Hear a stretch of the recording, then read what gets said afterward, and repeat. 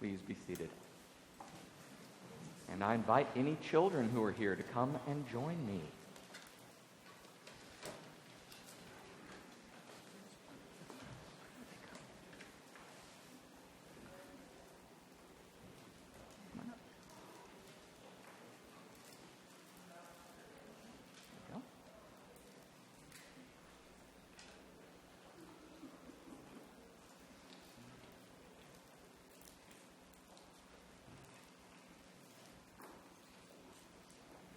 You can sit on the bench, you can sit on the floor, wherever you'd like.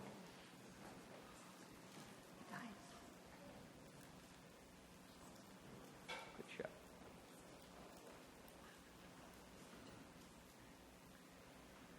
So, do any of you kids know the movie The Sound of Music? You ever seen it? Yeah. A couple of you. You know about it. Okay, good. So, for those of you who haven't seen it, it's a story.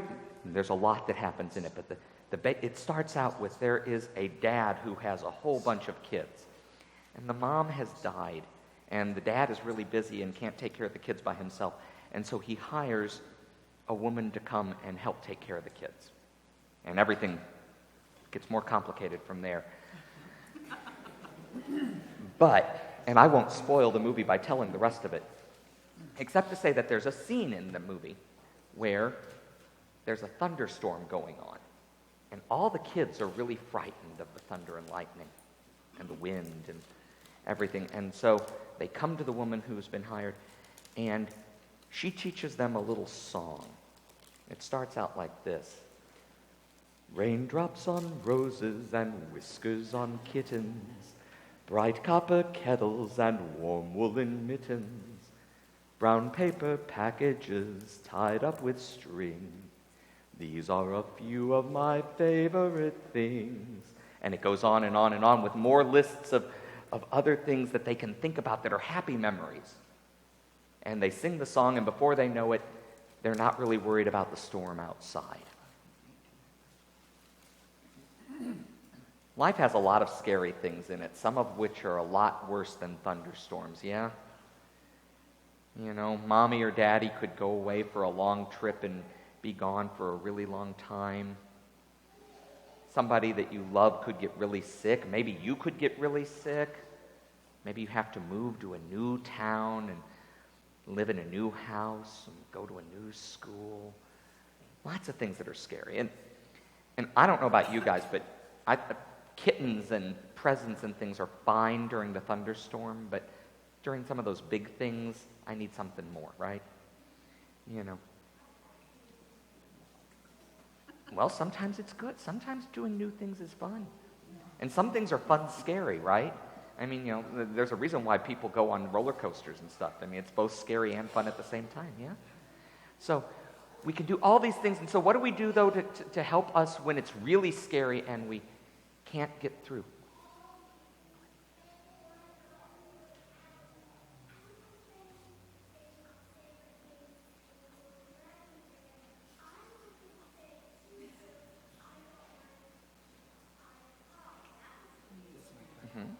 Good. Yeah, so some things are scary. You got some? Tornado warnings are really, yeah. So what do we, right, so we've got things that we do, but what I want to talk about today is get us back on topic. Your parents love it when this happens. They're all out there waiting. I think they have a poll going on. Who won today? Did you get for how many minutes it would take? So Jesus reminds us in today's stories that we've been hearing that even when things are really, really scary, that we're not alone, right? You know, at home when you have those big thunderstorms and we're in the tornado shelter, and you know, it's probably not just watching your favorite show, but you've got someone you love with you, right? Mom or dad or a sitter or somebody's down there with you helping you stay safe, right? And when we go to do something new, there's somebody who's helping us out with the rules for what the new things are so that that won't be scary. And when we go places, what makes them okay is that we're not alone. They're still scary, right? But we're not alone. That's what today is reminding us, that we're not alone, that Jesus never leaves us alone. Even when it looks like the grown-ups around us might have left us alone, we know that we've been promised that we're not alone. And that helps us to be able to have the courage to keep going on. The scary stuff is still there, but we've got each other. Moms and dads get scared too. And we need you guys for when we're scared. Because the same way that we hug you guys, we need you to hug us. And we need you to help us go out and help other people feel like they're not alone too. Because the world is just sometimes a scary place. But Jesus never, ever abandons us. And that's enough to have the strength to keep going on. All right? Let's go get us some stamps, huh?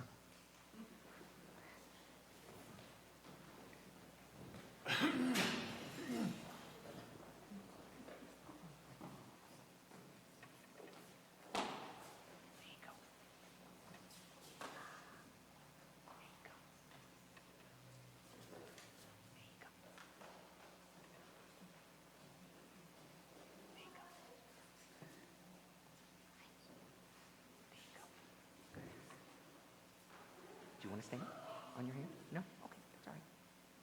You don't have to get one. There you go. Trying to close it. There you go. One. There you go. Which hand? This one or that one? This one, okay. There you go.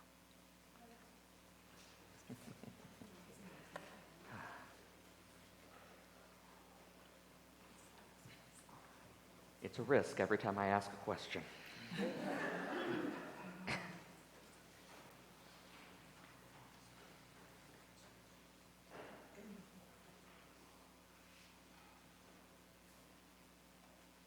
Life is scary. There's a lot of stuff that's outside of our control.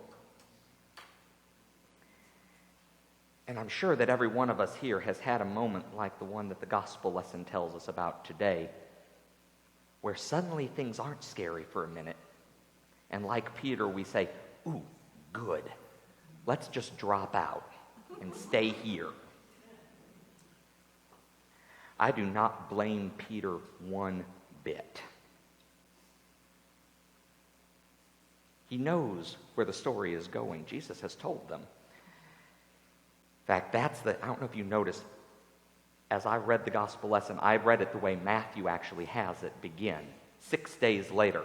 Now, in the little sheet here, they give you part of what the 6 days later than what, right? It says that 6 days after Peter had acknowledged Jesus as the Christ, the Son of the living God. That's all nice. That's the nice part of the 6 days later. What happened that we've left out from there is the more uncomfortable part of the story, which is that immediately after Peter said, hey, you're the Messiah, and Jesus says, very good, let me tell you what that means. It means that I'm going to go to Jerusalem and suffer and die. And Peter says, nothing doing. Let me tell you how to do your job.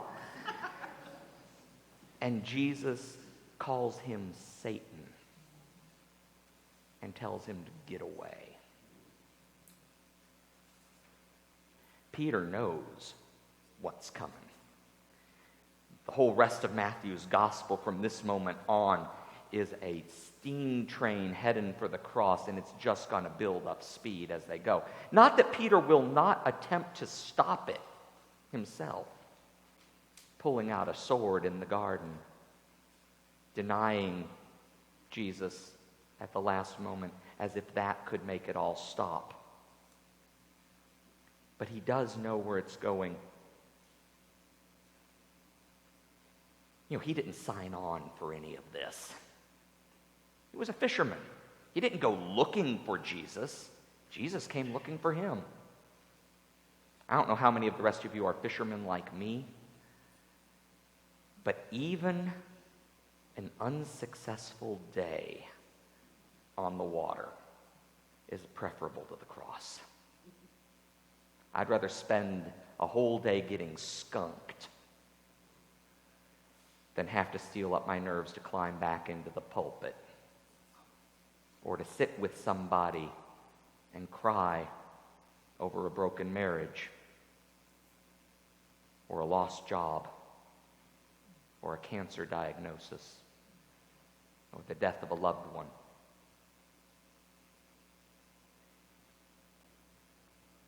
It might be boring and unsuccessful out there on the lakeshore, but it's certainly not painful, and it's not frightening. Peter didn't sign up for any of this. Jesus drug him along. And so I don't blame him one bit. But of course, we all know that we can pretend to hide from the things that frighten us, but you can't avoid them. The real world is going to catch you one way or another. So what Peter does get on this day is a moment. A moment where he gets to see the Messiah he wanted to be following. The Messiah who's clothed in glory. Not because this is where Peter gets to spend most of his time, but because Jesus knows that he needs that vision so that he can go back down the mountain and keep walking the way to the cross, even if it's a fitful walk where he's going to keep screwing up and attempting to run away.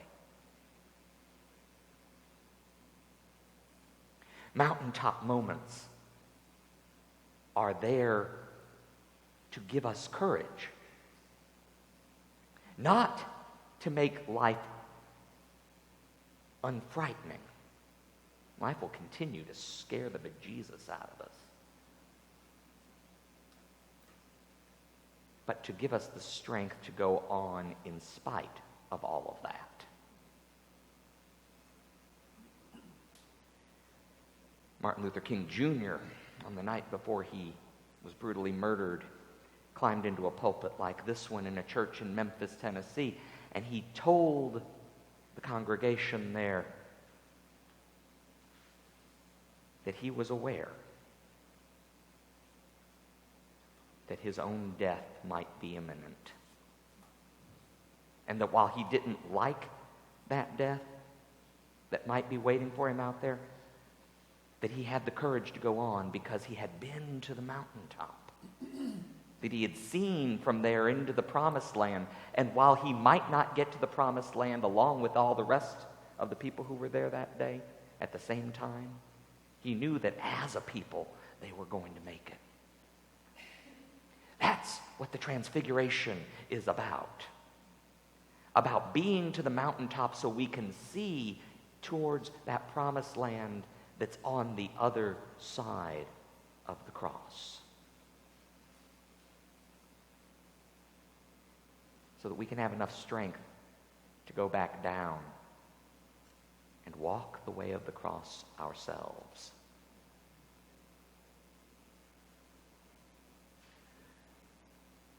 This Wednesday we begin the season of Lent. And we'll spend an awful lot of time focusing on that way of the cross. Focusing on that uncomfortable and painful place that Jesus commands us all to go with him. And the only way to make it through that is to remember that Jesus is who he has promised us he is. That he is God with us, always with us. That we are not abandoned to face the terrors of the cross alone, but that he has gone there before us and that he walks there with us now. If we remember that, then we can go with him into the pain and terror of our own lives, go with him into the pain and terror of the lives of the broken world around us. Go there knowing that there is no place where God's love does not reach. That God is with us even in the darkest depths. And only by going there into that dark place can we come out to the other side. That other side where our Easter alleluias can ring out again in our resurrected life. Not the resurrected life that we might choose for ourselves, but the resurrected life we will be granted for having walked with him through the cross.